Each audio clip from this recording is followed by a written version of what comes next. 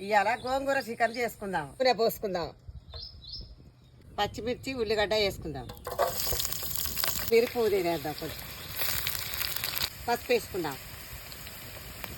అల్లం వెల్లిపాయల ముద్ద వేసుకుందాం. చికెన్ వేసుకుందాం.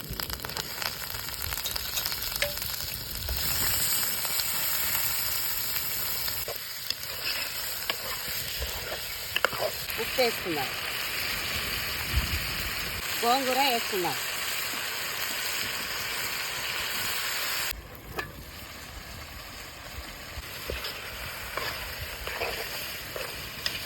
టమాటా వేసుకుందాం. కారం వేసుకుందాం. ధనియాల పొడి వేసుకుందాం. కొత్తిమీర పుదీనా వేసుకుందాం. గోంగూర చికెన్ ఉడికింది.